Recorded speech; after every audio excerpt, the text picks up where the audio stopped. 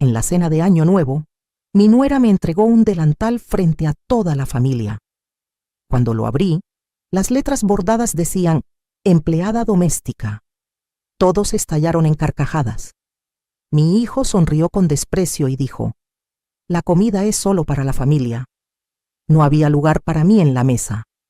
Yo, con las manos temblorosas, me quité lentamente mi anillo de matrimonio, lo coloqué sobre la mesa de caoba que yo misma había pagado y pronuncié 4 palabras que cambiarían todo para siempre. Lo que no sabían era que esa noche yo tenía un secreto que ellos jamás imaginaron. Un secreto que había guardado durante 30 años y que estaba a punto de destruir cada una de sus ilusiones. Mientras ellos brindaban con el champán que yo había comprado, yo sonreí sabiendo que en exactamente 72 horas sus vidas nunca volverían a ser las mismas. Porque verán, hay cosas que una madre jamás debería perdonar. Y esa noche, viendo a mi propio hijo reírse mientras su esposa me humillaba, algo dentro de mí se rompió definitivamente, pero no de la forma que ellos esperaban. No con lágrimas ni con súplicas, sino con una claridad fría y precisa que solo llega cuando finalmente abres los ojos, después de décadas de ceguera voluntaria. Sigue mi historia hasta el final y comenta la ciudad desde donde me estás viendo para saber qué tan lejos ha llegado mi relato, porque lo que pasó después de esa cena no solo cambió mi vida, cambió la definición misma que yo tenía sobre lo que significa ser familia. Y cuando termines de escuchar todo lo que hice, tal vez entiendas por qué a veces el silencio de una mujer no es debilidad, sino la calma que precede a la tormenta más devastadora. Mi nombre es Soledad Ramírez y tengo 68 años. Sé que muchas me verán como una mujer mayor, quizás incluso obsoleta según los estándares de esta época, pero les aseguro que la edad no me ha quitado ni la memoria ni la dignidad. Nací en un pueblo pequeño de Michoacán, donde aprendí desde niña que el trabajo duro y la familia eran los pilares de la existencia. Mi madre me enseñó a tortear a los 7 años, a coser a los 9 y a aguantar en silencio mucho antes de que yo entendiera que aguantar no siempre es sinónimo de fortaleza. Me casé con Roberto cuando tenía apenas 19 años. Él era 6 años mayor que yo, trabajaba en la construcción y tenía esa sonrisa que me hacía creer que juntos podríamos conquistar el mundo. Nos vinimos a la Ciudad de México, buscando un futuro mejor, como tantas familias que dejaban atrás sus pueblos con una maleta llena de sueños y otra llena de miedo. Los primeros años fueron difíciles de maneras que la gente de ahora ni siquiera puede imaginar. Vivíamos en un cuarto de azotea que en verano parecía horno y en invierno nos congelaba los huesos. Yo trabajaba limpiando casas durante el día y por las noches hacía costuras para las vecinas. Roberto trabajaba doble turno cuando conseguía. Comíamos frijoles con tortillas la mayoría de los días y la carne era un lujo que nos permitíamos solo los domingos, si acaso. Pero éramos felices, o al menos eso creía yo. 3 años después nació Miguel, mi único hijo. Recuerdo el día que lo tuve como si fuera ayer. Fueron 18 horas de labor de parto en un hospital público donde las enfermeras te trataban como si te estuvieran haciendo un favor al atenderte. Pero cuando lo vi por primera vez, con sus ojitos cerrados y sus manitas apretadas, supe que haría cualquier cosa por ese niño. Cualquier cosa. Y vaya que cumplí esa promesa, aunque ahora me pregunto si no fui demasiado lejos. Desde que Miguel era bebé, me dediqué a él en cuerpo y alma. Dejé mi trabajo de costurera para cuidarlo tiempo completo.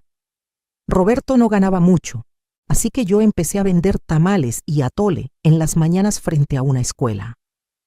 Me levantaba a las 3 de la mañana para tener todo listo a las 6. Mis manos se llenaron de callos de tanto moler el maíz y revolver las ollas. Pero cada peso que ganaba iba directo para Miguel, para sus útiles escolares, para sus uniformes, para que nunca le faltara nada. Conforme Miguel creció, me aseguré de que tuviera todo lo que yo nunca tuve.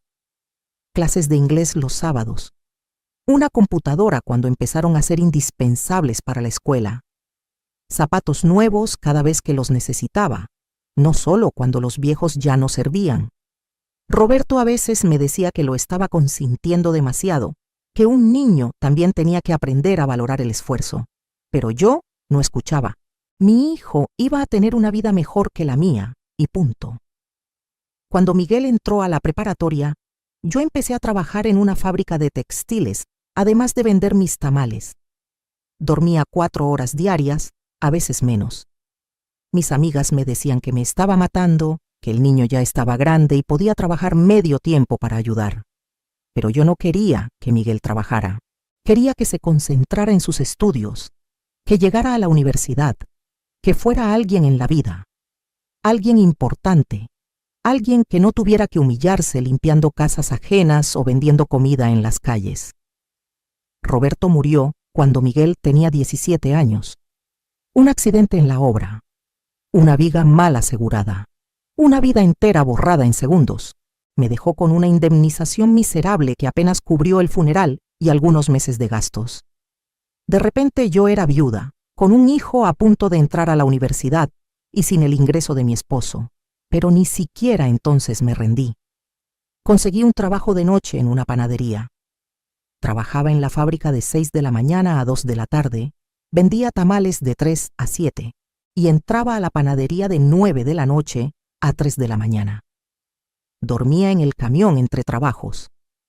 Comía lo que sobraba de mis ventas o lo que me regalaban en la panadería. Adelgacé tanto que las vecinas pensaban que estaba enferma. Pero Miguel entró a la universidad a estudiar administración de empresas. Y para mí, eso valía cada desvelo, cada dolor de espalda, cada lágrima que derramaba de cansancio en el camión de regreso a casa.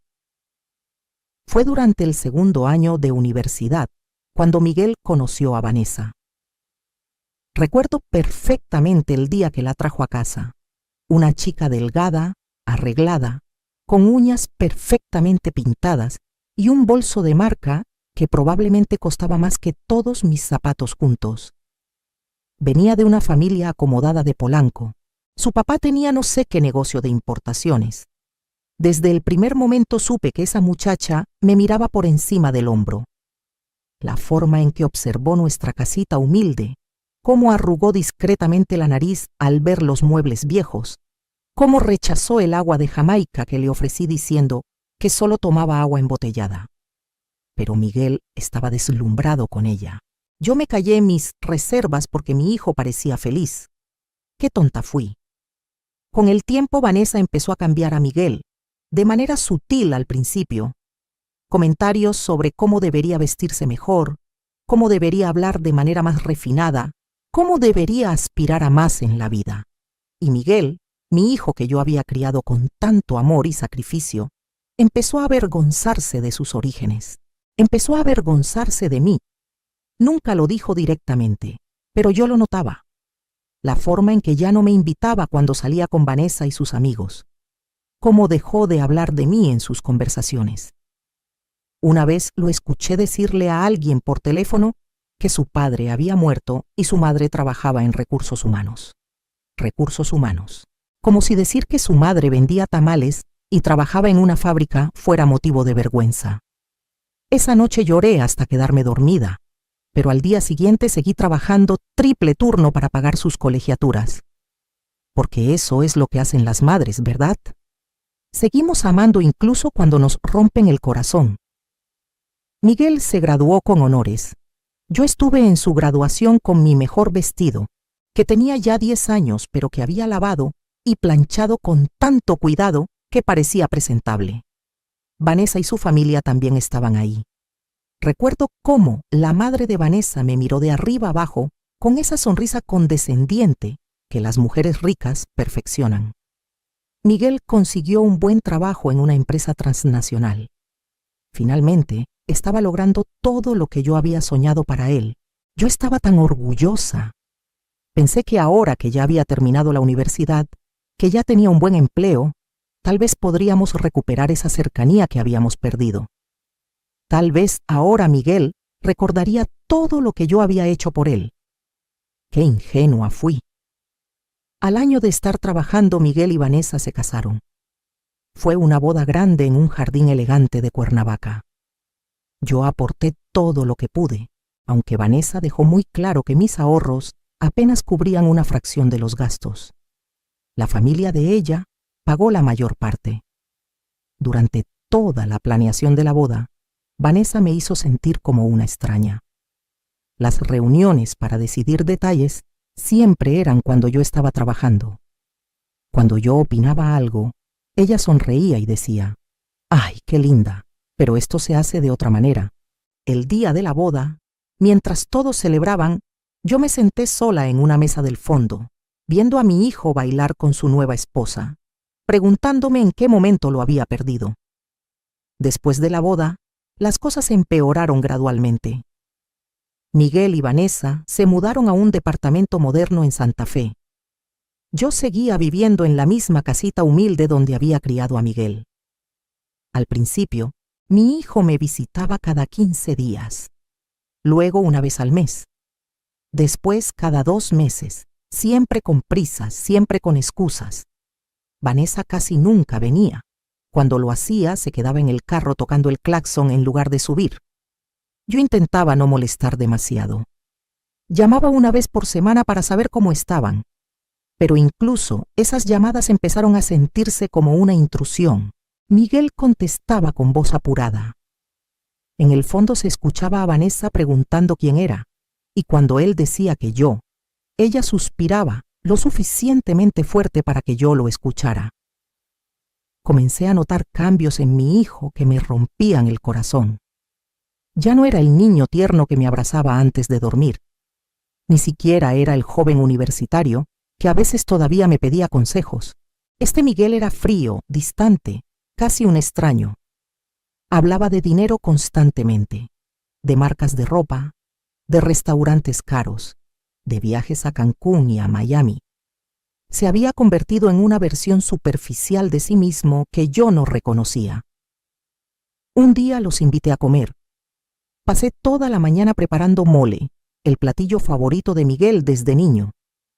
Compré los ingredientes más frescos que pude pagar. Puse la mesa con el mantel que había bordado yo misma. Llegaron 2 horas tarde. Vanessa entró arrugando la nariz. Miguel ni siquiera se disculpó por la tardanza. Se sentaron a la mesa y Vanessa sacó su celular. Mientras yo servía el mole que había tardado horas en preparar, ella tomó fotos de su plato y luego apenas lo probó. Dijo que estaba cuidando su figura. Miguel comió un poco y pasó la mayor parte del tiempo hablando de negocios por teléfono. Se fueron apenas terminaron, inventando que tenían un compromiso. Yo me quedé sola con una mesa llena de comida que había preparado con tanto amor. Tiré todo a la basura y lloré sobre el fregadero. Pero incluso entonces, incluso con el corazón roto, seguía justificándolos. Me decía que estaban ocupados, que eran jóvenes, que tenían su propia vida, que yo no debía ser una suegra entrometida. Me tragaba mi dolor y mi soledad porque no quería ser una carga para mi hijo. Las humillaciones pequeñas se volvieron rutina.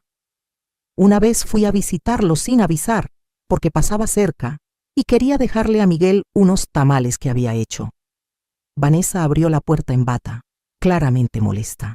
Me dijo que no podía entrar porque tenían visitas. A través de la puerta entreabierta vi que no había nadie. Simplemente no quería que yo entrara. Tomó los tamales con desgano y cerró la puerta. Ni siquiera me ofreció un vaso de agua. Me fui con las lágrimas quemándome los ojos, jurándome que no volvería a presentarme sin avisar. Cada día de las madres era una nueva decepción. El primero después de su boda, esperé toda la mañana una llamada que nunca llegó. Finalmente, a las 8 de la noche, Miguel mandó un mensaje de texto. «Feliz día, mamá. Estamos en Valle de Bravo. Te llamamos mañana». Nunca llamó. El siguiente año, me mandaron flores por mensajería. Flores genéricas con una tarjeta impresa. Ni siquiera se habían tomado la molestia de escribir algo a mano. El tercer año, ni flores ni llamada. Solo otro mensaje de texto. Yo guardaba esos mensajes en mi teléfono y los releía en las noches cuando la soledad me pesaba demasiado, como si fueran tesoros en lugar de migajas de afecto. Mis amigas veían lo que estaba pasando. Lupita, mi vecina de toda la vida, me decía que Miguel era un desagradecido, que después de todo lo que yo había sacrificado por él, así me pagaba. Pero yo lo defendía. Decía que estaba ocupado construyendo su carrera, que Vanessa venía de otra clase social y que era natural que tuviera diferentes costumbres, que yo no debía ser tan sensible. En el fondo, sabía que estaba mintiendo, pero admitir la verdad dolía demasiado. Entonces llegó la invitación para pasar el año nuevo con ellos. Fue a mediados de diciembre. Miguel llamó, lo cual ya era inusual porque normalmente solo mandaba mensajes. Me dijo que querían que pasara la cena de Año Nuevo en su casa, que Vanessa había insistido en que la familia debía estar unida. Yo no lo podía creer. Después de tanto tiempo siendo relegada, finalmente me estaban incluyendo. Lloré de felicidad después de colgar. Llamé a todas mis amigas para contarles. Empecé a planear qué les llevaría de regalo. Gasté dinero que no tenía en un vestido nuevo. Quería verme presentable. Quería que Vanessa viera que yo también podía lucir bien. Quería que Miguel estuviera orgulloso de su mamá. Compré regalos para ambos. Para Miguel, una cartera de piel que costó el equivalente a una semana de mi salario. Para Vanessa, un pañuelo fino que la vendedora me aseguró que era elegante. Ensayé conversaciones en mi cabeza, temas de los que podríamos hablar, historias que podría contar que los hicieran reír sin avergonzar a Miguel. Practiqué frente al espejo cómo sentarme, cómo sostener los cubiertos de manera elegante. Me arreglé el cabello en el salón por primera vez en años. Quería que todo saliera perfecto. La noche del 31 llegué a su departamento a las 7 de la tarde, como me habían indicado. Toqué el timbre con el corazón latiéndome rápido de emoción. Vanessa abrió la puerta. Llevaba un vestido negro elegante y tacones altos. Me miró de arriba abajo, con esa expresión que ya conocía bien, pero que elegí ignorar esa noche. Entré y vi que había otras personas. Los padres de Vanessa, su hermano con su esposa, y dos parejas más que parecían amigos. Todos bien vestidos, todos con copas de vino en la mano, todos hablando y riendo. La sala estaba decorada con globos dorados y plateados. La mesa estaba puesta con platos elegantes y copas de cristal. Todo se veía hermoso. Me sentí fuera de lugar inmediatamente, pero respiré hondo y sonreí. Miguel se acercó y me dio un abrazo rápido, incómodo. Me presentó a los invitados como su madre, nada más. Sin agregar nada sobre mí, sin una palabra de cariño, solo, ella es mi madre. Los padres de Vanessa me dieron la mano con cortesía fría. Los demás apenas asintieron. Me quedé de pie en medio de la sala, sin saber dónde ponerme, mientras las conversaciones continuaban a mi alrededor, como si yo fuera invisible. Vanessa se acercó después de unos minutos que se sintieron eternos. Tenía una sonrisa extraña en el rostro. Me dijo que la acompañara a la cocina. Yo la seguí, pensando que tal vez necesitaba ayuda con la cena. Al llegar a la cocina, que estaba impecable y claramente preparada por un servicio de banquetes, Vanessa abrió un cajón. De ahí sacó algo doblado, un delantal. Me lo extendió con esa sonrisa que ahora reconozco como pura maldad. Lo desdoblé confundida. En la parte frontal, bordado con letras grandes y claras, decía «Empleada doméstica». Me quedé paralizada, mirando ese delantal sin poder procesar lo que estaba viendo. Vanessa me dijo con voz dulce, como si me estuviera haciendo un favor. «Te compré esto para que te sientas más cómodo. Siempre has trabajado sirviendo, ¿no? Así que pensé que te gustaría ayudar hoy también». Mi cerebro no podía conectar las palabras con la realidad. Esto tenía que ser una broma. Una broma de mal gusto, pero broma al fin. Miré a Vanessa buscando alguna señal de que estaba jugando. Pero su expresión era seria, expectante, esperando que me pusiera ese delantal. Con voz temblorosa pregunté si era una broma. Ella se rió. Me dijo que no fuera tan sensible, que era solo un delantal, que además iban a necesitar ayuda sirviendo la cena porque habían invitado a mucha gente, que yo debería estar agradecida de poder contribuir de alguna manera. Sentí que el suelo se movía bajo mis pies. Regresamos a la sala, yo todavía sosteniendo ese delantal como si fuera una serpiente venenosa. Todos los ojos se volvieron hacia nosotras. Vanessa, con voz clara para que todos escucharan, dijo: «Miren lo que le compré a la mamá de Miguel para que nos ayude esta noche», y me quitó el delantal de las manos para mostrárselo a todos.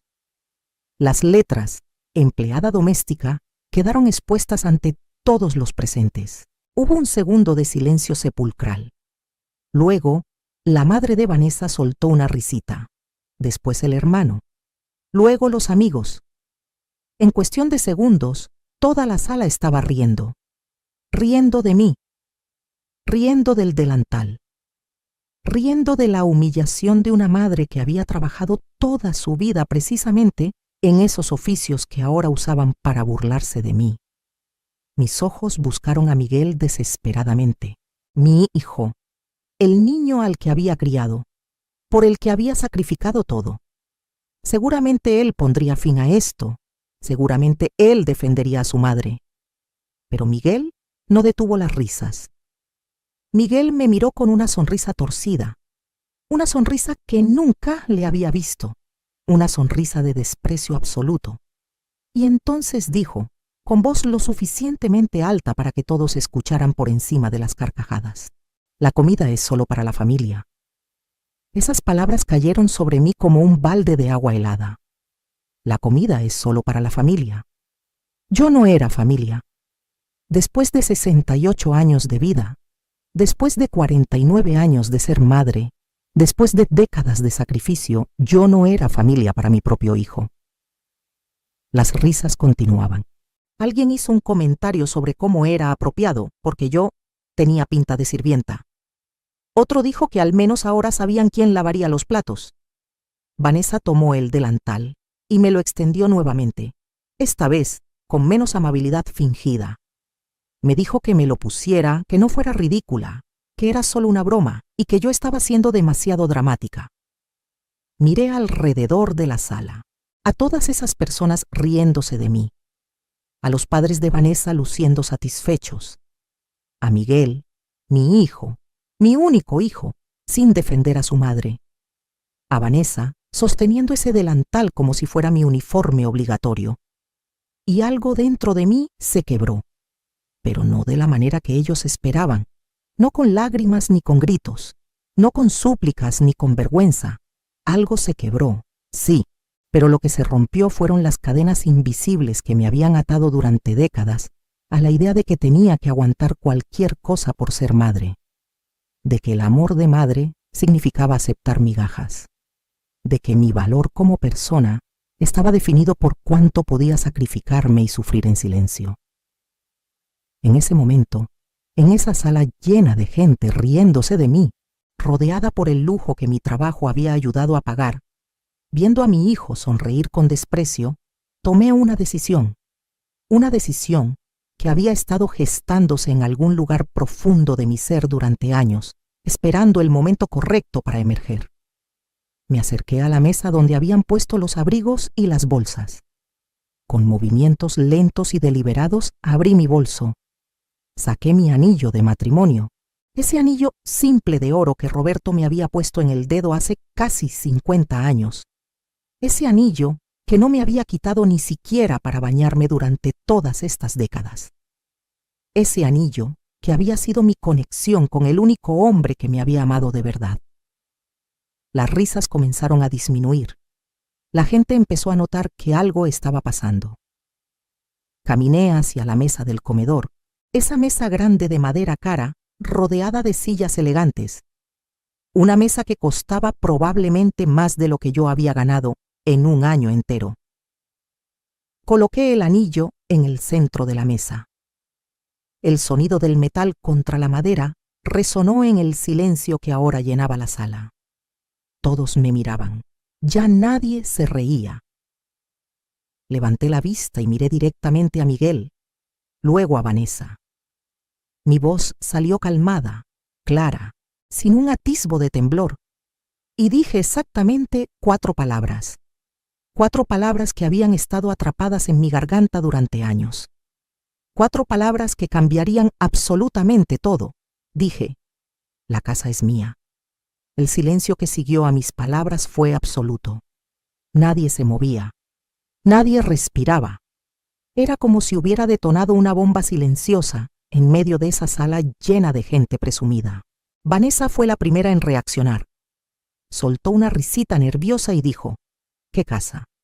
Yo la miré directamente a los ojos, sin parpadear, sin sonreír, sin mostrar emoción alguna, y respondí: esta casa, este departamento, este lugar donde están celebrando, es mío, está a mi nombre. La sonrisa de Vanessa se congeló en su rostro. Miguel dio un paso adelante con expresión confundida. Dijo que eso era imposible, que él había comprado ese departamento con su dinero, que tenía los papeles, que yo estaba diciendo tonterías. Abrí mi bolso nuevamente, saqué un folder que había traído conmigo, un folder que contenía documentos que ellos nunca habían visto, documentos que yo había guardado celosamente durante años. Lo coloqué sobre la mesa, junto a mi anillo de matrimonio. Les dije que abrieran el folder, que leyeran. Miguel se acercó con pasos inseguros. Abrió el folder con manos temblorosas. Dentro estaban las escrituras del departamento, las escrituras originales, y ahí, en letras claras e indiscutibles, estaba mi nombre. Soledad Ramírez, viuda de Mendoza, propietaria única. Vanessa le arrebató los papeles de las manos. Los leyó 1, 2, 3 veces. Su rostro pasó de confusión a incredulidad a pánico en cuestión de segundos. Gritó que eso no podía ser real, que tenía que ser un error, que ellos habían pagado ese departamento. Miguel me miró con ojos que apenas reconocía. Preguntó cómo era posible. Le expliqué con voz tranquila, casi didáctica. Le recordé que cuando él estaba buscando departamento, hace 3 años, había encontrado este lugar. Le había encantado. Era perfecto, moderno, en buena zona. Pero costaba 3 millones de pesos. Él tenía ahorrado 1.300.000. Le faltaba más de la mitad. Fue a varios bancos pidiendo crédito. Todos lo rechazaron. Era muy joven. No tenía suficiente antigüedad en su trabajo. No calificaba para un préstamo tan grande. Estaba desesperado. Vanessa amenazaba con dejarlo si no conseguían ese departamento. Ella no iba a vivir en algo menor. Recordé en voz alta cómo Miguel había venido a verme una tarde, llorando. Algo que no hacía desde niño, diciéndome que iba a perder a Vanessa, que necesitaba ese departamento, que era su única oportunidad de demostrarle a ella y a su familia que él era alguien de valor. Me había rogado que lo ayudara. Le dije que yo no tenía ese dinero. Me dijo que no necesitaba que yo se lo diera. Solo necesitaba que yo fuera su aval, que pusiera algo a mi nombre para respaldar el préstamo, que era solo un trámite, que los pagos los haría él, que yo no tenía de qué preocuparme. Las palabras salían de mi boca medidas, pausadas, mientras toda la sala escuchaba en silencio absoluto. Continué mi relato. Le dije a Miguel que yo había accedido a ayudarlo, pero no de la manera que él pensaba. Fui al banco. Hablé con el gerente y descubrí que con mi historial crediticio impecable, con las propiedades que yo tenía, yo sí calificaba para un préstamo. Vanessa interrumpió gritando: ¿qué propiedades? ¡Tú vives en una casa de mierda! Sonreí por primera vez en toda la noche. Una sonrisa pequeña, fría, y saqué más papeles de mi bolso, escrituras de la casa donde yo vivía, pagada completamente, a mi nombre desde hace 30 años, escrituras de otros 2 terrenos en mi pueblo natal, herencia de mi padre que nunca vendí, escrituras de un local comercial en el centro que rentaba desde hace 15 años. Los ojos de todos en la sala se agrandaron. Miguel tartamudeó que él no sabía nada de eso. Por supuesto que no sabía. Nunca preguntó. Nunca le importó mi vida más allá de lo que yo podía hacer por él. Expliqué que con esas propiedades como garantía, el banco me prestó los 3 millones completos. Yo compré el departamento, a mi nombre. Luego le dije a Miguel que él podía vivir ahí, que podía hacer los pagos mensuales a mí, que cuando terminara de pagar los 3 millones más intereses, yo le transferiría la propiedad. Era como un préstamo entre madre e hijo. Él había aceptado sin leer la letra pequeña del acuerdo que firmamos. Un acuerdo legal, notariado, completamente válido. Miguel estaba pálido. Preguntó por qué nunca le había dicho que la propiedad estaba a mi nombre. Le respondí que se lo había dicho. Varias veces, en los primeros meses. Pero él nunca ponía atención cuando yo hablaba. Simplemente asumió que ya todo estaba a su nombre porque él hacía los pagos. Vanessa ahora gritaba histérica. Decía que esto era un fraude, que me iba a demandar, que ella había invertido dinero en decorar ese departamento, que habían hecho mejoras. Saqué otro documento de mi bolso mágico, el contrato de comodato que Miguel había firmado 3 años atrás. Ahí especificaba claramente que cualquier mejora hecha a la propiedad pasaba a ser parte de la propiedad, sin reembolso, todo legal, todo firmado, todo notariado. La madre de Vanessa finalmente habló. Con voz fría me dijo que qué pretendía, que los corriera a la calle, que los dejara sin hogar. La miré y le dije que no, que esa nunca había sido mi intención, que yo había hecho ese arreglo para proteger a mi hijo, para asegurarme de que tuviera un patrimonio, que mi plan siempre había sido transferirle la propiedad cuando terminara los pagos. Hice una pausa, dejé que mis palabras flotaran en el aire, y luego agregué, pero eso era antes de esta noche, antes del delantal, antes de que me dijeran que no era familia. Saqué mi teléfono, abrí mi aplicación bancaria, les mostré la pantalla. Ahí estaba el registro de todos los pagos que Miguel me había hecho durante 3 años. Depósitos mensuales de 20,000 pesos, 36 meses. 720,000 pesos, de los 3 millones que debía. Les mostré otra pantalla, el saldo pendiente, 2,280,000 pesos, más intereses acumulados. Total adeudado, 2,800,000 pesos. Vanessa gritó que eso era usura, que los intereses eran ilegales. Sonreí otra vez. Le dije que revisara el contrato. Los intereses eran exactamente los mismos que el banco me cobraba a mí por el préstamo. Yo no estaba ganando nada, solo recuperando lo que yo había pagado. Miguel finalmente encontró su voz. Con tono de súplica me preguntó qué iba a hacer, si los iba a correr. Tomé mi anillo de la mesa, lo sostuve entre mis dedos. Ese anillo que representaba el único amor verdadero que había conocido, el amor de un hombre que me había tratado con respeto hasta su último día. Un amor que mi propio hijo nunca había aprendido a darme. Guardé el anillo en mi bolso. No me lo volví a poner. Esa parte de mi vida había terminado. Miré a Miguel y a Vanessa. Les dije que tenían 2 opciones. Opción número 1. Podían pagarme el saldo total de 2,800,000 pesos en los próximos 30 días. Si lo hacían, yo les transferiría la propiedad como habíamos acordado originalmente. Miguel dijo que era imposible, que no tenían ese dinero, que de dónde iban a sacarlo. Miré a los padres de Vanessa, esa pareja que me había mirado con desprecio toda la noche. Le pregunté al señor si no podía prestarles a su hija. Él había presumido durante la cena de tener negocios de importación tan exitosos. Seguramente, 2 millones no eran nada para él. El padre de Vanessa se removió incómodo en su asiento. Tartamudeó algo sobre liquidez y capital atado en inversiones. Básicamente, no tenía ese dinero, o no quería dárselo. Las apariencias, descubrí esa noche, muchas veces son solo eso, apariencias. Entonces les di la opción número 2. Podían continuar viviendo en el departamento, pagándome. Pero el precio acababa de subir. De ahora en adelante no serían 20,000 pesos mensuales, serían 40,000. Precio de mercado para rentar un departamento así. y no habría transferencia de propiedad al final. Nunca. Ellos serían inquilinos. Permanentemente. Vanessa explotó. Gritó que yo estaba loca, que era una vieja miserable, que cómo me atrevía a hacerles esto, que ella no iba a vivir como inquilina, que ella merecía mejor. La dejé gritar. Esperé a que se cansara. Cuando finalmente se calló, le dije con voz suave: «Tienes razón, mereces mejor.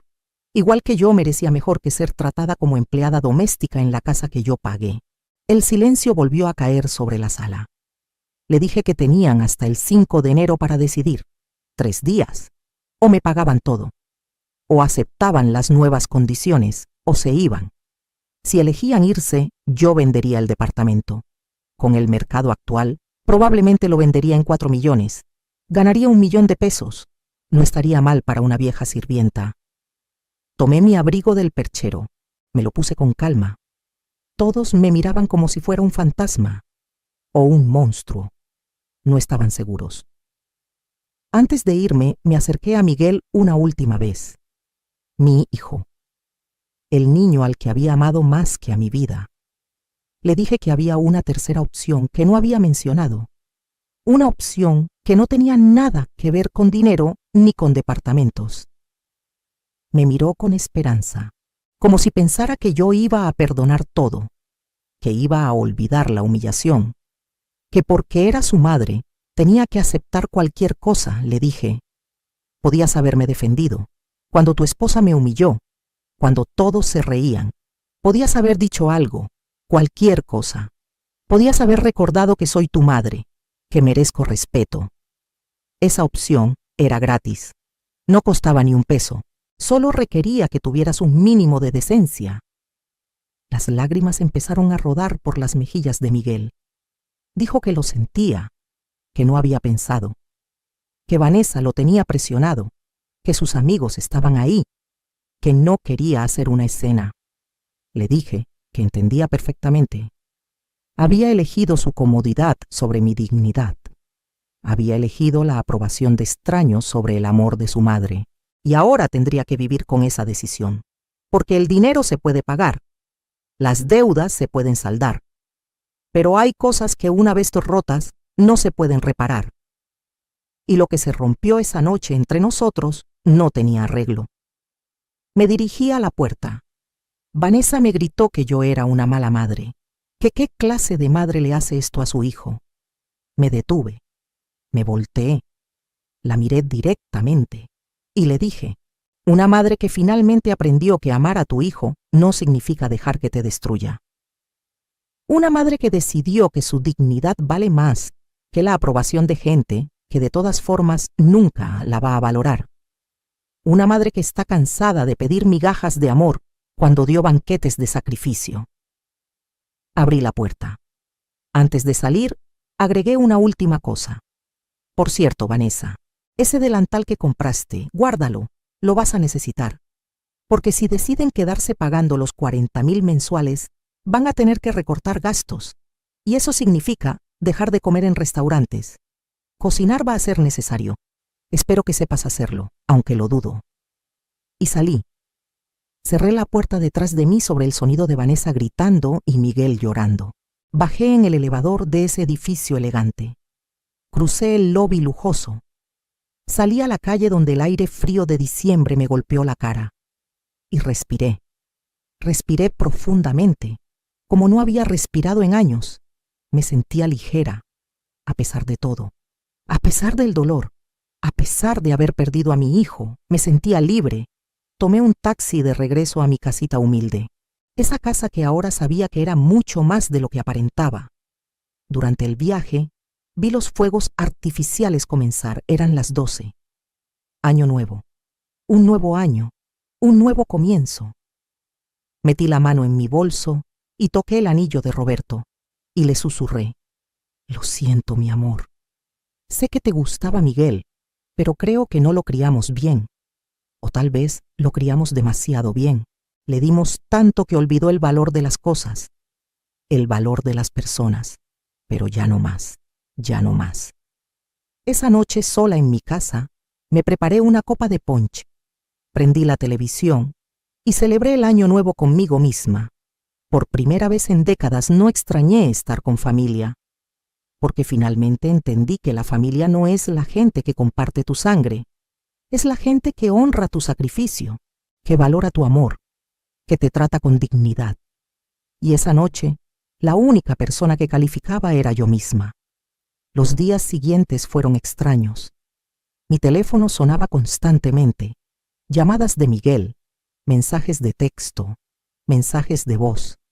Al principio llorando, disculpándose, luego enojado, reclamándome, luego suplicando, diciéndome que reconsiderara, que era su madre, que no podía hacerle esto. Borré los mensajes sin escucharlos completos.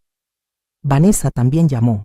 Sus mensajes eran diferentes, amenazas, que me iba a demandar, que iba a arruinar mi reputación, que le iba a contar a todo el mundo qué clase de madre era yo. Me reí cuando escuché ese. ¿Arruinar mi reputación? ¿Con quién? Con las señoras del mercado que me conocían desde hace 30 años. Con mis compañeras de la fábrica que sabían exactamente cuánto había trabajado. Con mis vecinas que habían visto mi sacrificio día tras día. Que contara lo que quisiera. Los padres de Vanessa también intentaron comunicarse. El padre me dejó un mensaje pomposo sobre llegar a un arreglo civilizado. Ofrecía pagarme 1 millón de pesos si yo transfería la propiedad y olvidaba este malentendido. 1 millón, de los casi 3 que se debían. Y encima querían que yo olvidara, como si la humillación fuera un malentendido, como si tratarme como empleada doméstica fuera un simple error de cálculo. No respondí. El día 5 de enero, la fecha límite, recibí una visita. Miguel apareció en mi puerta, solo, sin Vanessa. Se veía terrible, ojos rojos, barba sin afeitar, ropa arrugada. Me pidió que lo dejara entrar, que necesitaba hablar conmigo. Dudé, pero finalmente abrí la puerta. Entramos a mi sala humilde, esa sala con los muebles viejos que Vanessa había despreciado. Miguel se sentó en el sillón donde había pasado su infancia viendo caricaturas, donde había hecho tareas, donde había llorado cuando su papá murió. Parecía más pequeño de lo que recordaba. Se veía como el niño que alguna vez fue.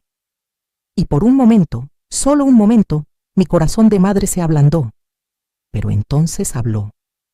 Me dijo que Vanessa lo estaba volviendo loco, que no dejaba de gritar, que lo culpaba de todo, que su relación estaba en crisis, que sus suegros estaban furiosos, que no tenían el dinero para pagarme, que los 40,000 mensuales eran demasiado, que si aceptaban eso, tendrían que cambiar completamente su estilo de vida.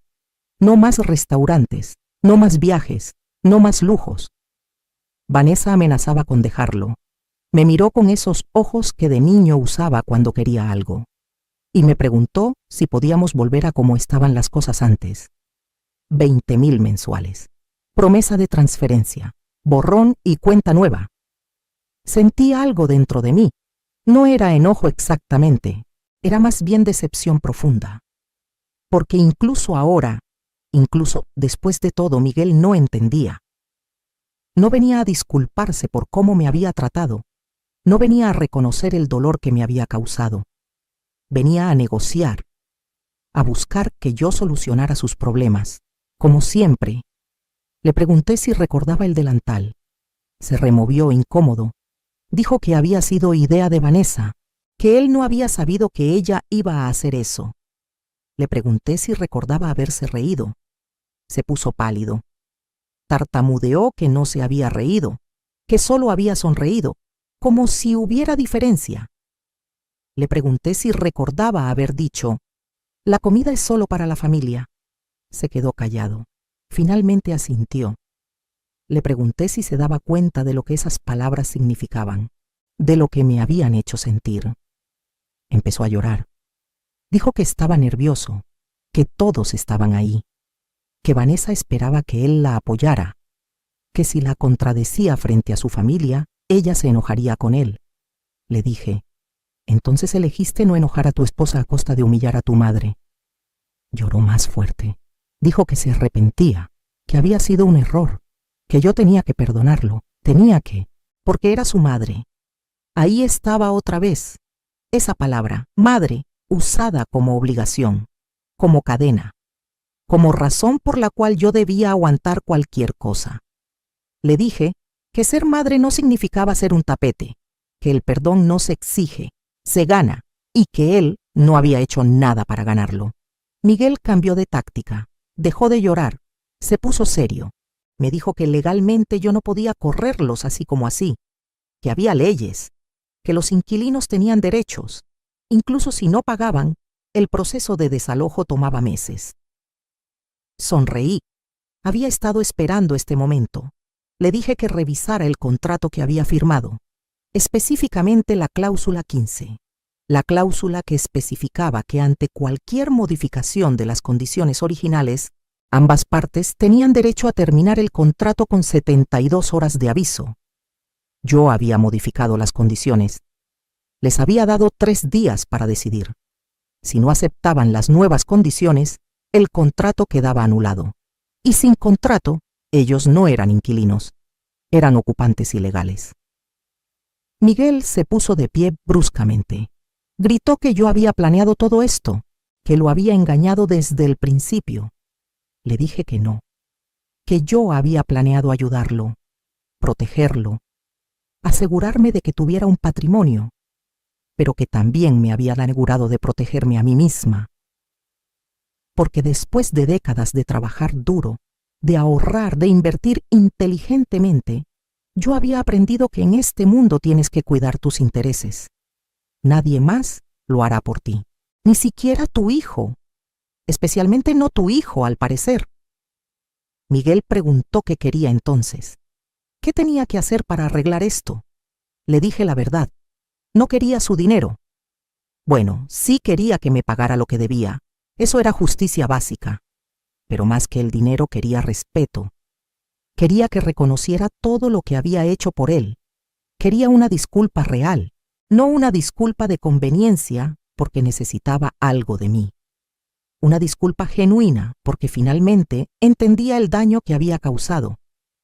Quería que Vanessa se disculpara también, por el delantal, por las humillaciones, por todos los desprecios a lo largo de los años. Y quería ver cambios reales, no promesas vacías, cambios en cómo me trataban, en cómo me hablaban, en cómo me incluían en sus vidas. Miguel dijo que sí, que haría todo eso, que hablaría con Vanessa, que todo cambiaría. Lo miré a los ojos, buscando sinceridad. Solo encontré desesperación. Le dije que no le creía, que las palabras eran fáciles cuando necesitaba algo, que si de verdad quería arreglar las cosas tendría que demostrarlo con acciones, durante meses, tal vez años. Y mientras tanto las condiciones eran no negociables, 40,000 mensuales, sin promesa de transferencia, o pago total inmediato o desalojo. Eligiera. Se fue sin elegir, pero yo sabía que volvería, porque no tenía opciones reales. Y así fue. 2 días después, pasada ya la fecha límite que había dado originalmente, recibí una transferencia bancaria, 40,000 pesos, y un mensaje. Aceptamos las condiciones. Por favor, no nos corras. No había disculpa en el mensaje. No había reconocimiento. Solo aceptación forzada. Era un comienzo. No el que yo quería, pero un comienzo. Confirmé la recepción del pago. Les di un recibo oficial, todo legal, todo documentado, y así comenzó nuestra nueva relación. Ellos como inquilinos, yo como propietaria. Las semanas siguientes fueron silencio.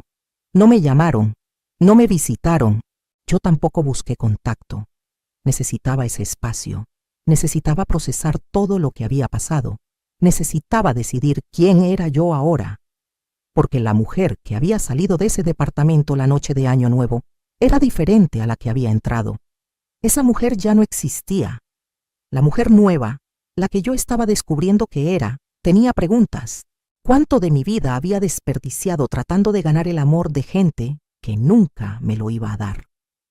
¿Cuánto había sacrificado de mí misma en el altar del deber materno? ¿Quién era Soledad más allá de ser madre? Esas preguntas me mantenían despierta por las noches. Decidí buscar respuestas. Empecé por hacer cosas que nunca había hecho, pequeñas cosas. Fui a un café elegante y pedí un capuchino caro. Me senté junto a la ventana y lo bebí lentamente viendo pasar a la gente, sin prisa, sin culpa. Fui a una tienda departamental y me compré ropa nueva, no ropa práctica para trabajar, ropa bonita, que me gustaba, que me hacía sentir bien. Gasté dinero en mí misma sin calcular si ese dinero podría servir para otra cosa. Me hice a hacer las uñas, un lujo que siempre había considerado frívolo. Pero cuando vi mis manos con las uñas pintadas de un rojo elegante, esas manos que habían trabajado tanto, lloré. Lloré porque se veían hermosas, porque merecían verse hermosas. Retomé contacto con amigas que había descuidado. Lupita, mi vecina, casi se cae de la sorpresa cuando la invité a comer a un restaurante. Pensaba que le iba a pedir que comiéramos en su casa o la mía, como siempre, pero no. La llevé a un lugar bonito, pedimos vino, comimos bien, nos reímos y le conté todo. Lupita me escuchó con la boca abierta. Cuando terminé mi relato, se quedó callada un momento. Luego dijo: ¿Sabes qué es lo más impresionante de todo esto? Que no sabíamos. Ninguna sabíamos que tenías propiedades, que tenías dinero ahorrado. Vivías tan humildemente que todas pensábamos que apenas te alcanzaba. Le expliqué que esa había sido mi estrategia durante años. Vivir por debajo de mis posibilidades. Ahorrar cada peso que podía. Invertir inteligentemente. Porque había crecido pobre y sabía lo que era no tener nada. Nunca quise volver a esa situación. Y también, admití, porque no quería que Miguel supiera. Si hubiera sabido que yo tenía dinero, habría venido a pedirme más. Y yo probablemente se lo habría dado. Así que fingí ser más pobre de lo que era. Me protegí. Resultó que esa protección había sido la decisión más sabia de mi vida. Lupita me preguntó qué iba a hacer ahora. Si iba a perdonar a Miguel eventualmente. Si iba a dejar que las cosas volvieran a la normalidad. Le dije que no sabía que era normal ya. Que la relación con mi hijo estaba rota. Que tal vez, con tiempo y esfuerzo genuino de su parte, podría sanar algo, pero nunca volvería a ser como antes, porque yo nunca volvería a ser como antes. Y eso, descubrí, no era algo triste, era liberador. Empecé a hacer planes para mí, planes que no involucraban a nadie más. Siempre había querido conocer Oaxaca. Nunca había ido porque gastar en viajes me parecía un desperdicio, cuando ese dinero podía ahorrarse o usarse para Miguel. Pero ya no. Reservé un viaje, 5 días en Oaxaca, sola, mi primera vacación real en más de 40 años.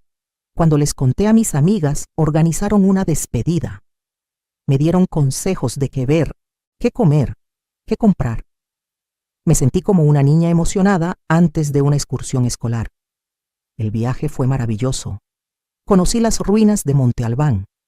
Probé el mole negro. Compré artesanías. Tomé fotos. Y en uno de los miradores, viendo el valle extenderse ante mí, lloré. Lloré por todos los años perdidos, por todos los viajes no tomados, por todas las experiencias sacrificadas. Pero también lloré de gratitud, porque todavía tenía tiempo, todavía tenía salud, todavía tenía recursos, y ahora, finalmente, tenía la libertad de usarlos para mí. Cuando regresé a la Ciudad de México, encontré un mensaje de Miguel. Decía que Vanessa estaba embarazada, iba a ser abuela. Leí el mensaje 3 veces. Esperé sentir emoción, alegría, algo, pero lo que sentí fue miedo. Miedo de que este bebé fuera usado como herramienta de manipulación. Miedo de repetir los mismos errores con un nieto que había cometido con mi hijo. Miedo de volver a perderme a mí misma en el amor por otro ser humano. No respondí el mensaje inmediatamente. Me tomé mi tiempo. Pensé cuidadosamente qué quería decir. Finalmente escribí: felicidades. Espero que sean buenos padres, mejores de lo que yo fui. La respuesta de Miguel fue inmediata. Tú fuiste una gran madre. Yo fui un mal hijo. Me quedé mirando esas palabras. Eran las primeras palabras de responsabilidad real que veía de él. No excusas, no justificaciones, reconocimiento. Escribí: gracias por decir eso. Pasaron algunos días. Luego Miguel preguntó si podía visitarme. Solo él, sin Vanessa. Acepté. Llegó un sábado por la tarde. Traía flores, crisantemos amarillos, mis favoritos. No lo había mencionado en años, pero él recordaba. Nos sentamos en mi pequeña sala. Preparé café. Durante largos minutos no dijimos nada. Finalmente, Miguel habló. Me dijo que los últimos 2 meses habían sido los peores de su vida, que Vanessa estaba amargada todo el tiempo, que peleaban constantemente, que sus suegros apenas le hablaban, que sus amigos hacían comentarios sobre cómo habían bajado de nivel, que todo era un desastre, y que en medio de todo ese caos había tenido mucho tiempo para pensar, para recordar, para ver con claridad cosas que había ignorado durante años. Me dijo que recordaba cómo yo trabajaba 3 turnos para pagar su universidad, cómo nunca tuve ropa nueva, pero él siempre la tuvo, cómo yo comía poco para que él comiera bien, cómo sacrifiqué todo, absolutamente todo, por su bienestar y su futuro, y cómo él había pagado ese sacrificio con vergüenza, con distancia, con desprecio. Las lágrimas rodaban por su rostro mientras hablaba. Pero esta vez eran diferentes. No eran lágrimas de manipulación, eran lágrimas de genuino remordimiento. Me dijo que no esperaba que lo perdonara, que entendía si nunca lo hacía, pero que necesitaba que yo supiera que finalmente entendía. Finalmente veía, y que estaba profundamente, completamente arrepentido. Le pregunté qué había provocado ese cambio. Dijo que había sido Vanessa. Irónicamente, la misma persona que había causado tanta ruptura, ahora había causado claridad. Porque cuando se enteró del embarazo, Vanessa empezó a hablar de cómo iban a criar al bebé, de cómo no iba a permitir que sus suegros, o sea, los padres de Vanessa, interfirieran demasiado, de cómo iban a poner límites, de cómo su familia, o sea, la familia de Vanessa, podía ser muy crítica y ella no iba a permitir que lastimaran a su hijo. Y Miguel se dio cuenta de la hipocresía. Vanessa estaba planeando proteger a su hijo de exactamente el tipo de trato que ella le había dado a su suegra. A mí. Cuando Miguel le señaló eso, cuando le dijo que ella había tratado a su madre peor de lo que temía que sus padres trataran a su hijo, Vanessa se puso furiosa. Gritó que no era lo mismo, que sus padres eran importantes, que yo era solo una mujer de pueblo sin educación, que no se podía comparar. Y ahí, en ese momento, Miguel finalmente vio a su esposa con claridad. Vio su clasismo, su crueldad, su vacuidad. Vio que había elegido a una mujer que valoraba las apariencias sobre la sustancia, el dinero sobre el carácter, el estatus sobre el amor, y se dio cuenta de que había traicionado todo lo que su padre le había enseñado, todo lo que yo le había enseñado, por impresionar a gente que en realidad no valía la pena. Me contó todo esto sentado en mi sala, y cuando terminó, me preguntó qué podía hacer, cómo podía arreglar lo que había roto. Le dije la verdad, que no sabía si se podía arreglar, que el daño era profundo, que la confianza, una vez destruida, era casi imposible de reconstruir, pero que si genuinamente quería intentarlo, tendría que hacer cambios reales. Empezando por su matrimonio. Miguel me miró confundido. Le expliqué que mientras siguiera con Vanessa, mientras siguiera permitiendo que ella lo manipulara y lo alejara de sus valores, nada cambiaría realmente, que tenía que decidir qué tipo de hombre quería ser, qué tipo de padre quería ser. Y si la respuesta a esas preguntas incluía a Vanessa o no. Me dijo que estaba considerando el divorcio, que ya no amaba a Vanessa, que tal vez nunca la había amado realmente, que se había enamorado de la idea de ella, de lo que ella representaba. de cómo lo hacía verse, pero que la persona real, con toda su crueldad y superficialidad, no era alguien con quien quisiera pasar el resto de su vida.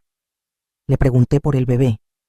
Dijo que esa era la parte complicada, que no quería abandonar a su hijo, que no quería ser un padre ausente, pero que tampoco quería que su hijo creciera viendo una relación tóxica y pensando que eso era normal, pensando que eso era amor. Le dije que fuera cual fuera su decisión respecto a Vanessa, tenía que asegurarse de estar presente para su hijo, pero no de la manera en que él pensaba, no solo financieramente, emocionalmente, con valores sólidos, enseñándole respeto, gratitud, humildad, todas las cosas que él había olvidado. Miguel asintió. Me preguntó si yo querría ser parte de la vida de mi nieto, si a pesar de todo, podríamos encontrar una manera de ser familia de nuevo. Le dije que no lo sabía, que necesitaba ver acciones, no palabras, que necesitaba tiempo, que no iba a apresurarme a volver a una relación que me había lastimado tanto, pero que la puerta no estaba completamente cerrada, solo muy, muy entornada. Tendría que trabajar duro para abrirla. Se fue esa tarde con más preguntas que respuestas, pero algo había cambiado. No todo, pero algo. En las semanas siguientes, Miguel empezó a visitarme regularmente, cada sábado. A veces solo tomábamos café, a veces me ayudaba con reparaciones en la casa, a veces solo nos sentábamos en silencio. Lentamente, muy lentamente, empezamos a reconstruir algo, no lo que teníamos antes. Eso estaba perdido para siempre, pero algo nuevo, algo más honesto, basado en respeto mutuo en lugar de obligación unilateral. Me contó que efectivamente había iniciado el proceso de divorcio, que Vanessa estaba furiosa, que amenazaba con no dejarlo ver al bebé, que sus suegros le habían cortado todo contacto, que estaba solo. Le dije que estar solo no era lo peor que podía pasar, que a veces necesitamos estar solos para descubrir quiénes somos realmente, que yo había aprendido eso recientemente y que era una lección valiosa. Cuando Vanessa se enteró del divorcio, trató de contactarme. Me dejó mensajes de voz insultándome, diciéndome que yo había destruido su matrimonio, que había envenenado a Miguel contra ella, que era una suegra tóxica. Me reí escuchando esos mensajes. Yo, que apenas había sido permitida en sus vidas, de repente tenía el poder de destruir su matrimonio. No, querida Vanessa. Tú destruiste tu propio matrimonio con tu crueldad y tu arrogancia. Yo solo dejé de permitir que me lastimaras. También intentó usar el embarazo como arma. Llamó diciendo que si yo no convencía a Miguel de cancelar el divorcio, ella no me dejaría conocer a mi nieto. Le respondí con calma que esa decisión era suya, que yo no iba a suplicar por migajas de relación con mi nieto, así como ya no suplicaba por migajas de respeto de nadie. Que cuando el niño creciera, si preguntaba por mí, ella tendría que explicarle por qué lo había alejado de su abuela. Esa sería su carga, no la mía. El bebé nació en septiembre. Un niño. Lo llamaron Roberto como mi difunto esposo. Miguel me llamó desde el hospital, llorando. Dijo que cuando vio a su hijo por primera vez, entendió. Entendió finalmente el amor incondicional que yo había sentido por él. Entendió el sacrificio, entendió todo y se disculpó. De nuevo, con más profundidad que nunca. Le pregunté si quería que fuera al hospital. Hubo una pausa. Luego dijo que Vanessa estaba ahí con sus padres, que probablemente no sería buena idea, que prefería esperar, que me llevaría a conocer al bebé en unos días, en un lugar neutral. Acepté. No con alegría, pero con entendimiento. Algunos días después, Miguel llegó a mi casa con el bebé. Solo ellos dos. Cuando puso a ese pequeño en mis brazos, sentí algo quebrarse dentro de mí. Todas las defensas que había construido, toda la dureza que había cultivado, se derritió viendo esa carita dormida. Era idéntico a como Miguel había sido de bebé. El mismo pelo oscuro, la misma nariz pequeña, las mismas manitas perfectas. Lloré. Lloré por todo lo que había perdido con Miguel. Lloré por todo lo que no quería perder con este bebé. Lloré por el miedo de volver a caer en los mismos patrones. Miguel se sentó a mi lado. Me dijo que entendía mi miedo, que él también lo tenía. Miedo de repetir errores. Miedo de arruinar a este niño como sentía que se había arruinado a sí mismo. Le dije que él no estaba arruinado, que estaba aprendiendo, creciendo, que todavía había tiempo para cambiar, para ser mejor, y que este bebé era su oportunidad, no de redimirse, sino de hacer las cosas bien desde el principio. Le prometí que estaría ahí para él y para mi nieto, pero en mis propios términos, no como la abuela que dejaba todo para cuidar al bebé mientras los padres vivían su vida, no como la que se sacrificaba hasta desaparecer, sino como una abuela con límites sanos, que amaba pero que también se amaba a sí misma. Miguel aceptó. Dijo que eso era exactamente lo que necesitaba que yo fuera. Un ejemplo de cómo poner límites, de cómo amar sin perderse, de cómo ser generoso sin ser un mártir. En los meses siguientes, nuestra nueva dinámica tomó forma. Yo veía a Miguel y al bebé una vez por semana, a veces dos, pero en horarios establecidos, con expectativas claras. Ayudaba cuando podía y cuando quería, no porque me lo exigieran. El divorcio se finalizó cuando el bebé tenía 6 meses. Vanessa obtuvo custodia compartida. Miguel tenía a Roberto la mitad del tiempo. Cuando estaba con él, yo ayudaba.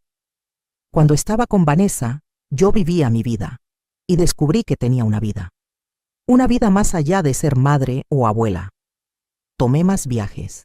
Oaxaca, Guanajuato, San Miguel de Allende. Lugares que siempre había querido conocer. Me uní a un grupo de mujeres de mi edad que se juntaban a hacer manualidades. Aprendí a tejer, no por obligación o para vender, sino porque me gustaba. Empecé a ir a misa de nuevo, no por deber, sino porque encontraba paz ahí. Conocí a otras mujeres con historias similares, mujeres que habían dado todo por sus familias solo para ser descartadas o menospreciadas. Compartimos nuestras historias, lloramos juntas, nos apoyamos. Fue sanador de maneras que no esperaba. Incluso tuve una especie de romance. Don Emilio, un señor viudo que vendía periódicos cerca del mercado. Empezamos a platicar cuando yo pasaba.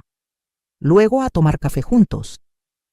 Nada serio, solo compañía, conversación. Alguien que me hacía sentir vista, valorada, no como madre, no como abuela, solo como soledad, como mujer. Cuando Miguel se enteró se puso extraño, celoso casi. Le recordé que yo tenía derecho a una vida propia, que no me había muerto cuando su padre murió, que no me había vuelto invisible cuando me convertí en madre, que todavía era una persona con necesidades y deseos propios. Fue una conversación difícil, pero necesaria.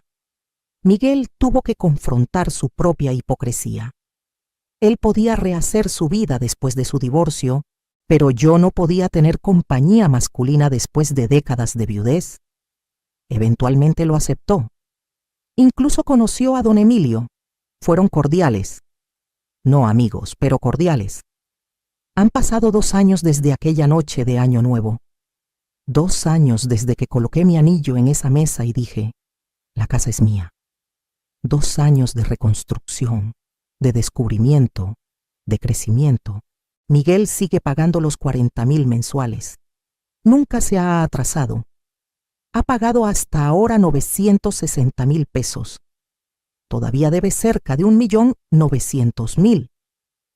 A este ritmo, terminará de pagar en 4 años más. No sé qué haré cuando eso pase. Si le transferiré la propiedad como originalmente planeaba. Si se la venderé a precio preferencial. Si simplemente se la regalaré. No he decidido. Y está bien no haber decidido. Por primera vez en mi vida, no siento que tengo que tener todas las respuestas inmediatamente.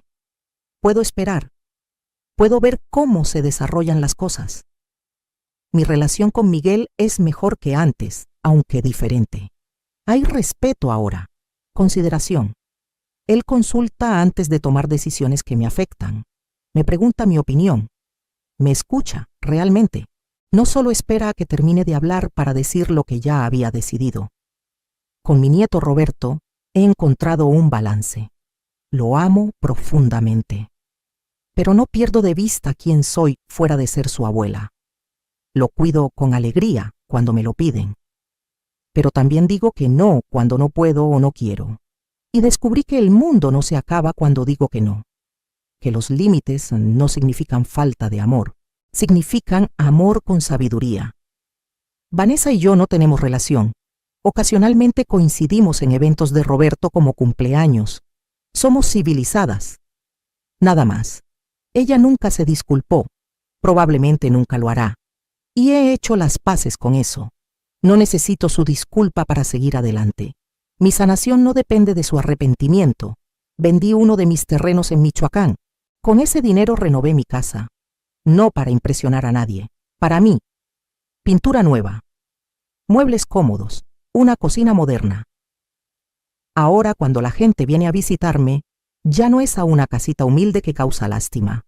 Es a un hogar acogedor que refleja el amor propio de quien vive en él. Mis amigas me dicen que me veo diferente, más joven, más ligera. Dicen que brillo de una manera que no brillaba antes. Y tienen razón, porque por primera vez en décadas no estoy cargando el peso de expectativas imposibles. No estoy tratando de ganar amor mediante sacrificio. No estoy mendigando respeto. Simplemente estoy siendo soledad, siendo una mujer de 68 años que trabajó duro toda su vida y que finalmente aprendió que su valor no está en cuánto puede dar, sino en quién es. Una mujer que cometió errores, que amó demasiado de las maneras equivocadas, pero que finalmente encontró el coraje para amarse a sí misma. A veces pienso en aquella noche, en el delantal, en las risas, en la humillación, y ya no duele como antes.